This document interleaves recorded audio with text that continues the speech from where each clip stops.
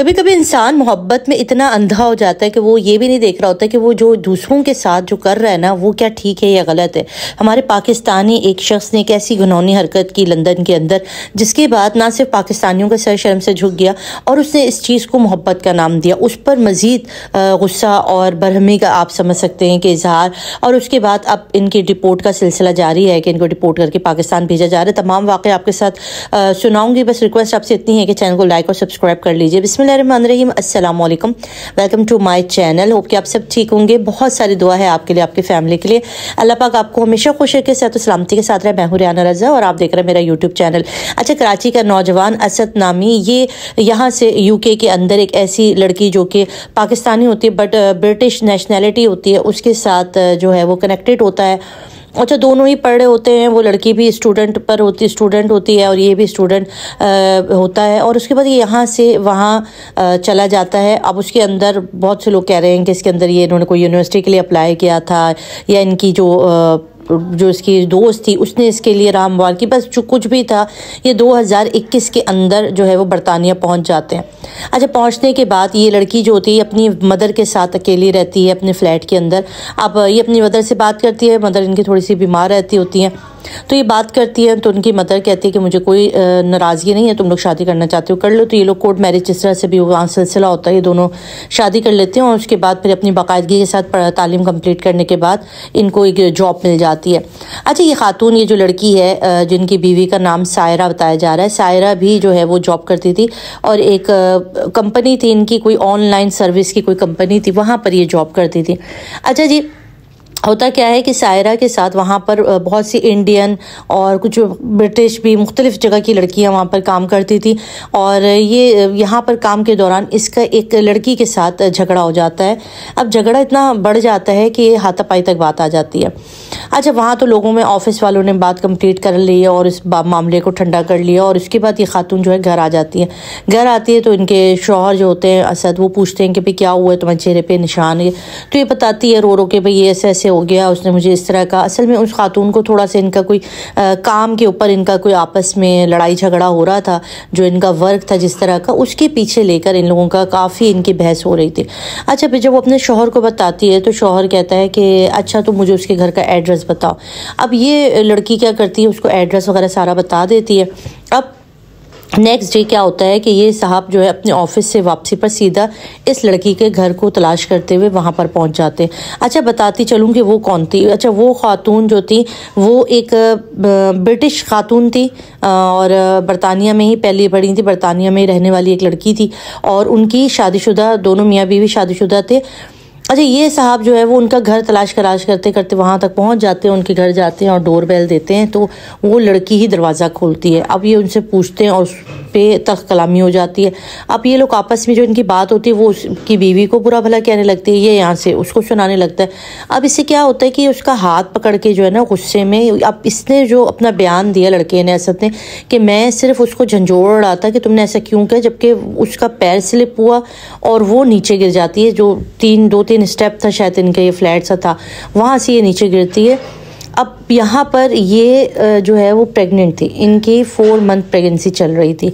अब यहाँ पर ये गिर जाती है, इनके पेट में शदीद दर्द होता है और उसके बाद इनको हॉस्पिटल ले जाया जाता है। वहाँ पर जाने के बाद इनकी हालत इतनी ख़राब होती है कि इनका जो है वो बेबी का डेथ हो जाती है, मतलब इनका क्या कह सकते हैं आप, वो अबॉर्शन हो जाता है। अब ये खातून जो है वो, इनके शौहर जो है वो केस कर देता है इनके ख़िलाफ़ और पुलिस इनको अरेस्ट कर लेती है।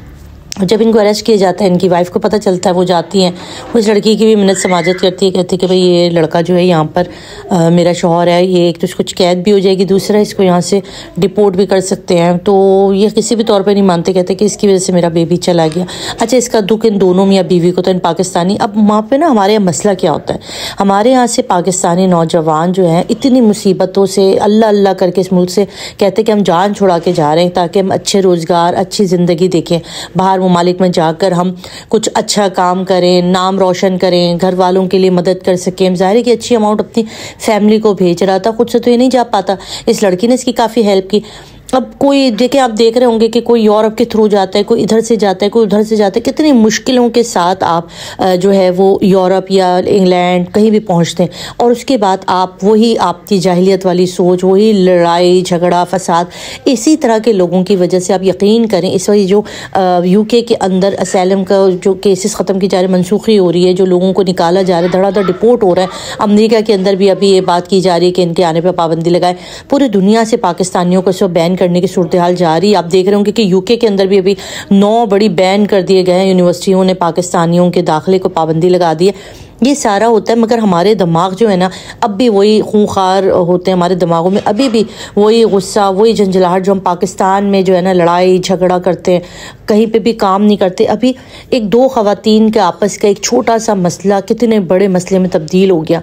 अब यहाँ पर इनकी पुलिस इनको गिरफ़्तार करती है, अदालत में ले जाता है, अदालत इनकी बात भी सुनती है, लड़की का भी बात सुनती है, और यहाँ पर इनको 2 साल की सज़ा, 2 साल 6 महीने या 4 महीने आई थिंक इनको सज़ा हो जाती है, जिसके ऊपर ये नज़रसानी का भी कहते हैं। मगर क्योंकि खातून ने जो इन पे एलिगेशन लगाया था, उनका जो बेबी की डेथ हो गई, जाहिर एक हुआ तो इन्हीं की वजह से है, भले वो गिरी, वो तो बैठी थी अपने घर के अंदर।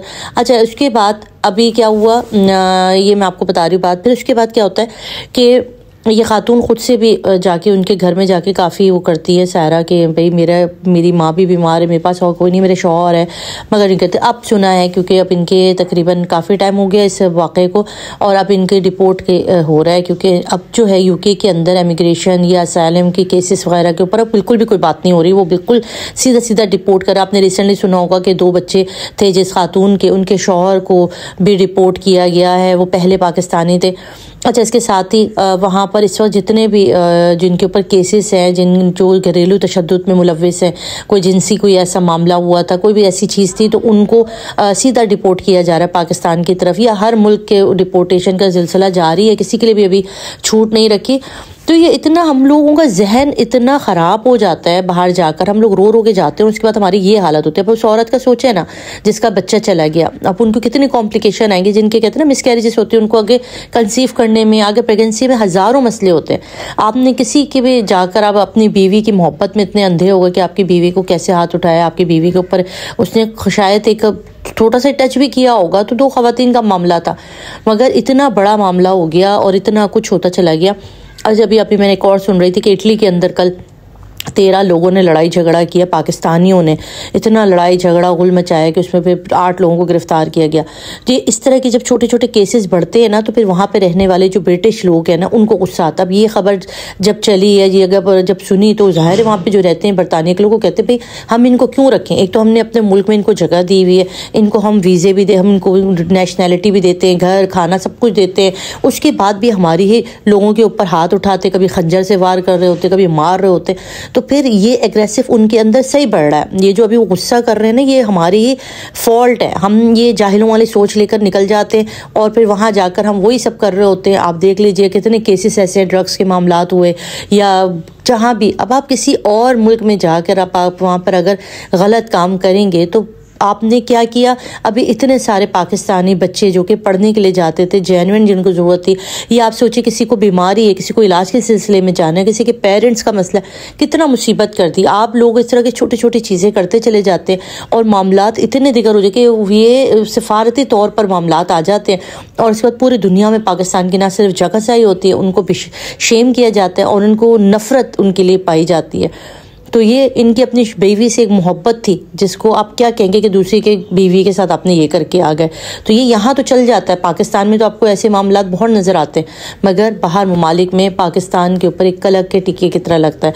आप इस केस के हवाले से क्या कहेंगे, मुझे ज़रूर अपनी कीमती आरा कॉमेंट बॉक्स में दीजिएगा। अपना रखिएगा बहुत सारा ख्याल, दुआ में याद रखिएगा। अल्लाह हाफ़िज़।